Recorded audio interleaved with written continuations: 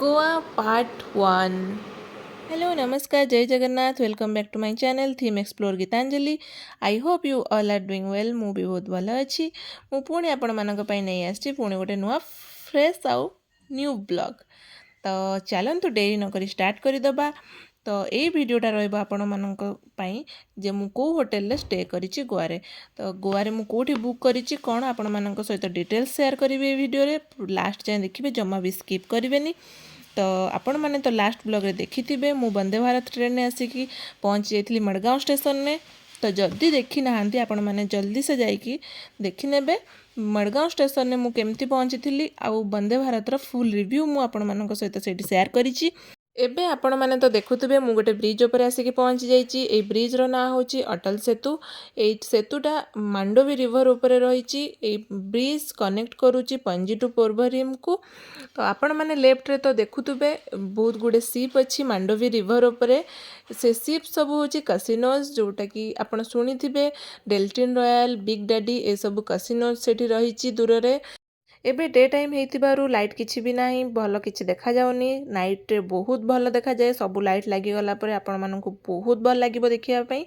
से सब क्रॉस कर सारला परे आमे आगो को बढ़िलु आम होटल आड़े। तो आमे माने होटल बुक करिथिलु बागारे। तो चलंतु देखिबा आम होटल रो रूम केमती अछि। आमे मैंने एक्चुअली होटल बुक कर नथिलु आमे बुक करथिलु गोटे अपार्टमेंट जो अपार्टमेंट रो ना होची एक्रोन सी विंड्स। तो चलंतु भीतर देखिदबा आमको केमती सब रूम्स सब मिलिची। तो यहाँ आम एंट्री करिगले लॉक करदबा प्रथमे देन देखिबा लेफ्ट रे देखंतु से माने हमको फ्रिज देइचंती। राइट रे आपण माने देखिले सू रैक वगैरह रहिची। तापर फ्रिज रो साइड रे रहिची किचन। ए किचन टा देखंतु बहुत भलो अछि जोटा कि आपण माने गैस टू नै कि यूटेंसिल्स आपण माने जहाँ सब यूज करंती सब किछि सेठी पाई जिवे से माने सब किछि प्रोवाइड करचंती। आउ तापर एटा रहिची लॉबी बहुत बड़ साइज रो लॉबी रहिची। लॉबी रे से माने सोफा वगैरह सब किछि देइचंती। चलंतु एबे देखिया बालकनी देखंतु बालकनी केते स्पेसियस अछि। आ से माने गोटे सिटिंग एरिया भी बनैचंती सेठी बसिले बहुत भल लागुची। तो बालकनी रु आमे जिबा फर्स्ट बेडरूम को देखंतु एटा होचे फर्स्ट बेडरूम। ता सहित रहिची एटा अटैच बाथरूम। तो बाथरूम प्रथमे देखि नबा बहुत भल रहिची बाथरूम। आउ तापर एटा जो रूम देइचंती रूम रे गोटे बेड देइचंती गोटे टीवी आउ एसी तो लागिची ही ता सहित अटैच बालकनी रहिची आ गोटे गोटे कपबोर्ड भी देइचंती। आउ एटा होची सेकंड बेडरूम जोटा कि मझिरे गोटे पार्टीशन रहिची।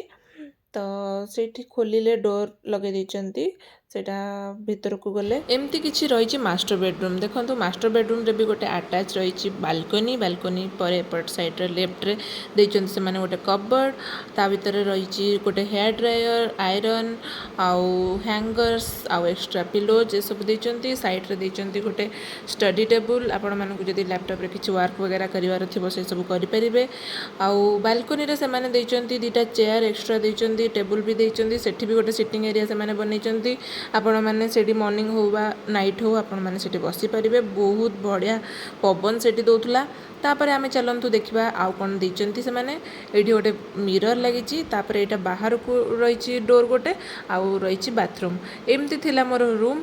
आउ मु किछि फोटो आपण माननकु देखे दोची एठी स्विमिंग पूल लो गोटे फोटो देदी सेठी स्विमिंग पूल भी थिला मु सेटा आपण माननक सहित शेयर कर देली। ओ आपण माननकु जदी मोर ए वीडियोटी भल लागिची ताले लाइक शेयर सब्सक्राइब करिया को जमा भूलिबेनी।